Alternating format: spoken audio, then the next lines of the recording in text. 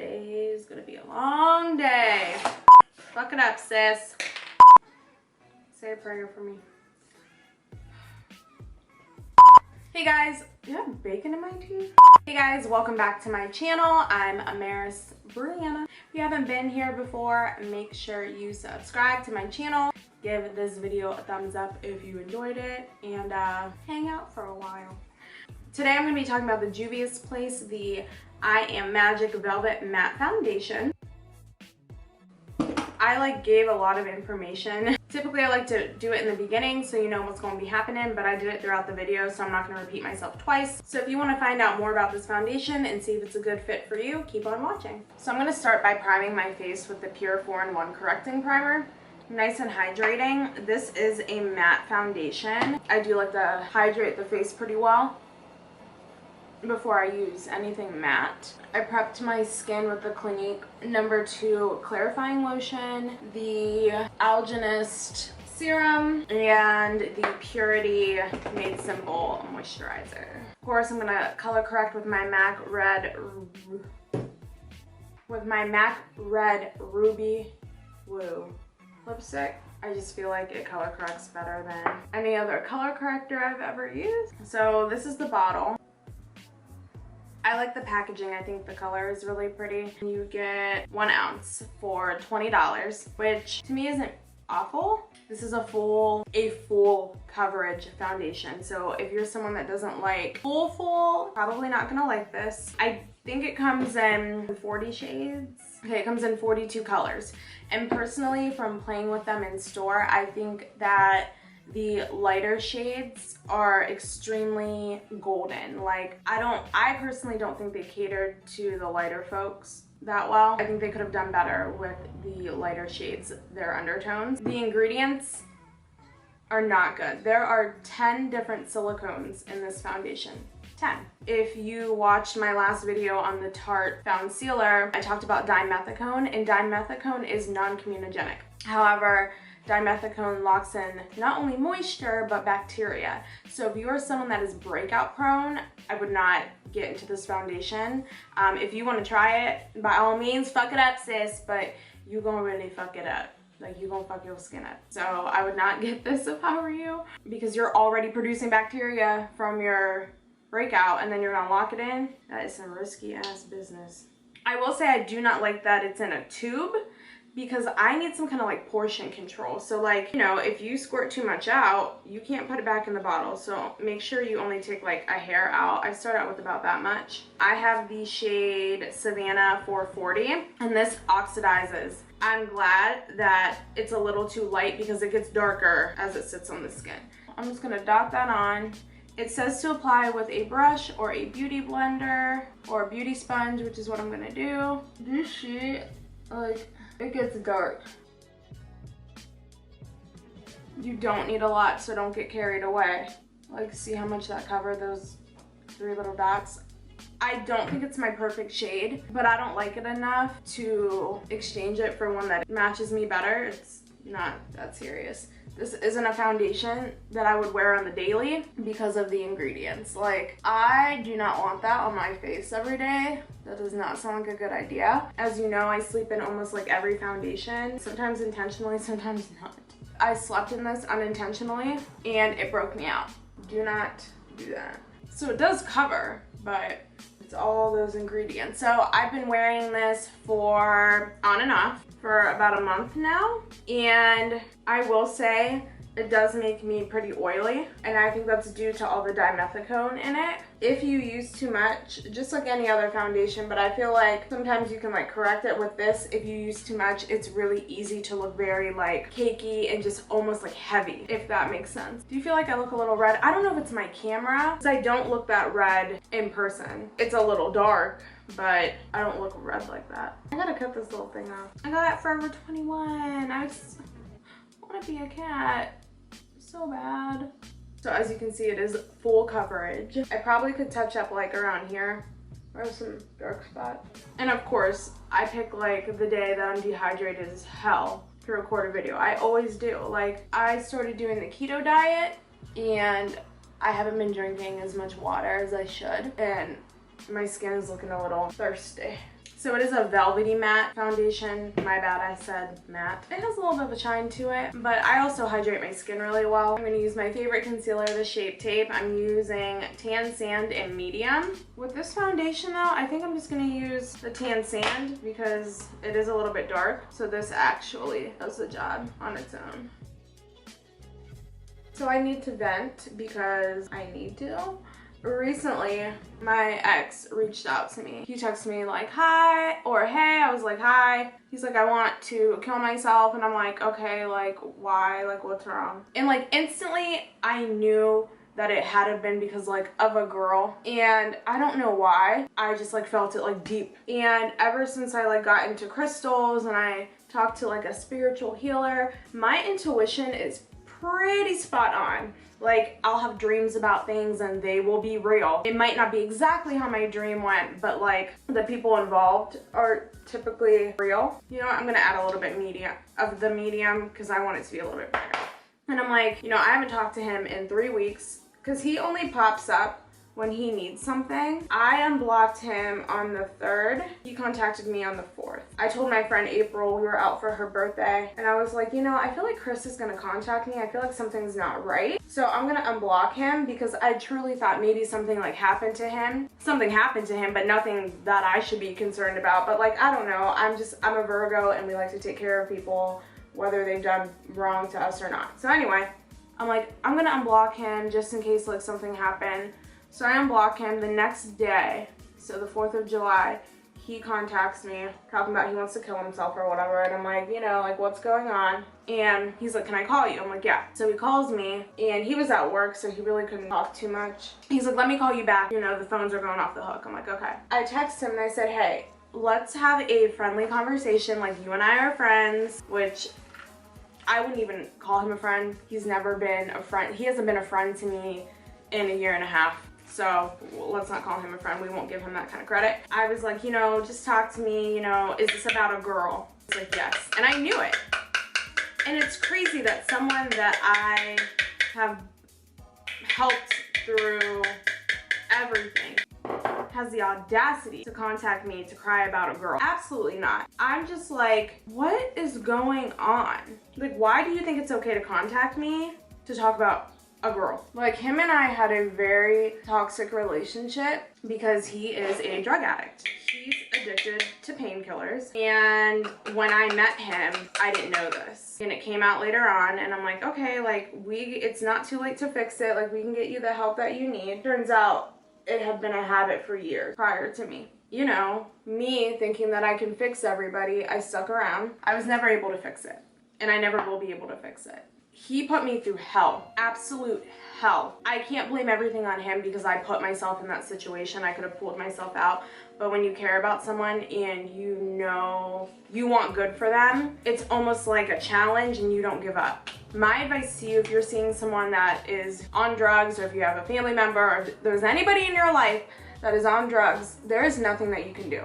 You cannot make someone want to change. My friend Carly told me, she said, girl, when you're with an addict or you're involved with one in your life, you become sicker than the addict. And what she meant is when addicts are going through something, they just take their drugs, they don't feel it anymore, and they're now in their own little land. Us who are not on drugs and don't run to a substance to like numb our feelings, not only are we dealing with our own life problems, we're dealing with their problems as well, and we're trying to fix them. So we become sicker because we're literally running ourselves thin for this person and they don't care. And she's like, you've got to stop. I didn't stop because I wasn't ready. I wasn't ready to give up. But I'm telling you right now, if you're someone dealing with that, and I know this sounds horrible, but you need to just back off and let them do their thing. You cannot make someone change who doesn't want to change. Just like someone who's afraid of heights. You can't make them climb this mountain to go see this beautiful view.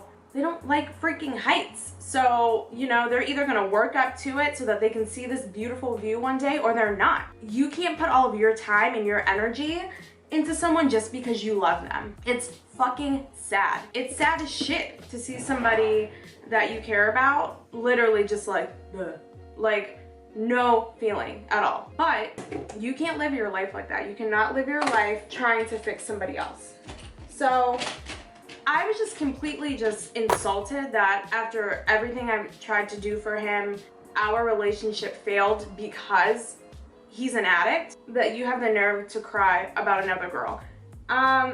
Instead of chasing after people and bringing your drug addict problems into their world and ruining their life too, how about you go get clean? I mean, it's terrible how people that, and this could be anybody, people that are mentally unstable or people that have an addiction, how they cling themselves onto other people to heal themselves. And that's something I enabled. When you allow someone to come back into your life over and over and over and over again, when they're suffering addiction and there's no repercussion for their actions, you're enabling that. You have to know the difference between helping someone and enabling somebody. And that's the problem that a lot of us have. We think we're helping and we're enabling. And it just hurt my feelings a lot to know that, like, I really became his security blanket. I'm the person that he contacts when he feels like his life is going down the shitter, because he knows that I'll pick him back up. And I told him, I said, why me? Why are you even contacting me? He's like, because I'm withdrawing right now. So you feel weak and you feel sick, so you're gonna try to project it onto me so that I can help you? I mean, my feelings were so hurt by that. At that point, it was like, this is someone I'll never be able to be friends with. This is someone who is very sick. He's extremely sick. And then he goes on to say, he's like, I don't like my job anymore. I don't like this. I don't like that. And it's like, he's always like changing jobs and buying different cars and he's always changing things up because he's trying to find happiness. He's not gonna find happiness. He's just not. You cannot find happiness by keeping the same bad habits and replacing, trying to like buy new things. He's like, well, I thought, like, you know, seeing somebody would make me happy. It's gonna make you happy temporarily. And I'm just like so mad at myself that I've dealt with this for so long. That's a huge thing with me. Like, I need to learn how to forgive myself during all of this. Forgive myself for enabling and forgive myself for treating myself like this. People are not projects. When I had my session with my healer, she was like, that's your problem. You're creative, and instead of putting your creativity into what you love, like makeup, in your career, you're putting it into people. So if you're someone that's like me, stop putting your energy into people that are not ready to change. Those people are toxic, and they will bring you down right with them. And pulling yourself up out of something like that is the hardest part, because you lost so much of yourself and you didn't even realize it. And I'm not saying that people that are on drugs can't get clean. You can change your life, but they have to be willing to want to do that. You cannot make someone want that for themselves. And I believe that people can get clean. Like, someone very, very close to me had a very, very bad drug addiction for years. And it took going to prison for this person to change. But, you know, it happened. They went to prison. And when they came out, they started their life over. They're like, you know, I don't want to live like this. And they got the help that they needed, but they did it when they were ready. And, you know, they kind of didn't have a choice. I mean, you went to prison. What are you going to do? This person now has been clean for almost 11 years, owns a business making a lot of money, very successful. He actually, he owned a business before all of this happened, a very successful business that my uncle now owns, and now has his own business and makes more than he ever made with his first business.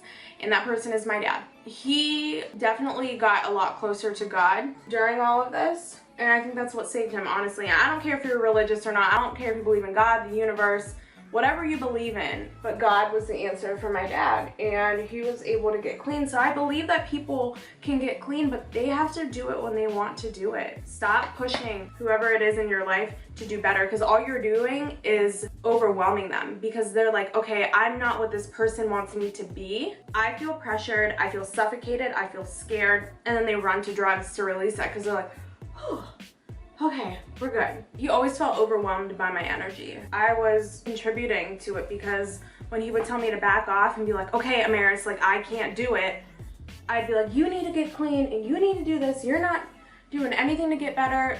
He doesn't want to get better. He's not ready. And there's nothing I could have done, and there's nothing still that I can do. And it's just rough. Like, go fuck up someone else's life. You already fucked up mine. Was that not enough? You want to go fuck it up some more? Whatever. I just had to vent about it because I'm feeling some type of way, and I just wanted to give my advice when it comes to addicts. And I don't hate them, but I do have a very strong feeling about them, and you know, just because of things that have happened in my life. If you're someone watching this who struggles with addiction, I hope that you get the help you need when you're ready, because no one can do it for you. And that's really it. So I'm gonna throw on some eyeliner. I'm actually going to work, just like a little cat eye. I know that all my review videos like kind of end the same, but I don't like to overwhelm. Like if we're gonna talk about one product as a review, then we're gonna talk about one product. I'm not gonna talk about like 8 different products. So if you wanna see just like a get ready with me video instead of a review, like let me know. I keep going back and forth with this Super Fan Smashbox Standout Mascara. I think it's my new favorite. It makes my lashes super long. It's a good mascara. Every time I wear it, I get so many compliments. Like compliments out of the wazoo. Like look at my eyelashes. They're popping. I like them. That big old bug. You hear that smacking off my window? Whew. That was a big boy. My favorite eyeliner ever for the bottom is the It Cosmetics, the No Tug. It stays on so nice, and it's it's waterproof, 12-hour wear. Why are my eyes so sensitive today? Fuck. I like to just take my finger and just like smudge it. I put it in my water. What is happening? I'm stressed.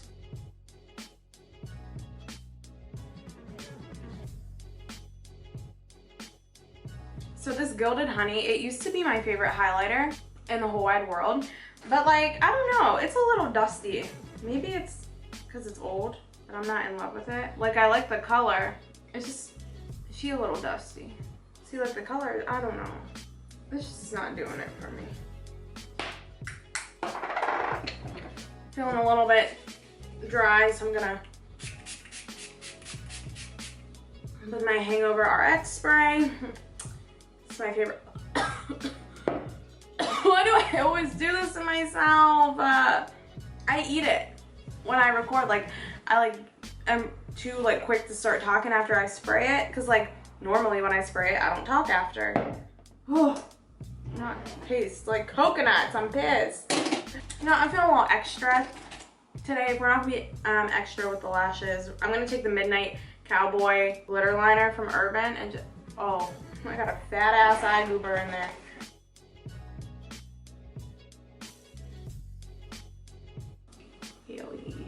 And for my lips, this is old as hell. Like they don't even make this packaging anymore. I probably shouldn't use this. This is Naked too.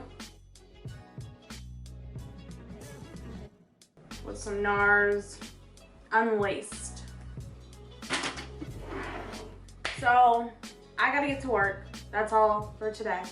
Thanks for stopping by. I know this was a quick review, but like I didn't really have much to say about the foundation. So I do recommend getting it if you like full coverage. Again, if you have breakout prone skin, I would stay away from it. This is not a foundation that I would make my everyday foundation.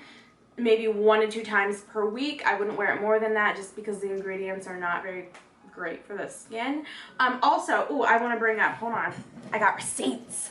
I got receipts, girl. I'm so mad. I almost forgot this. So I was on the Ulta website looking at the details of the Juvia'S Place foundation. I clicked on how to use to see what they recommend.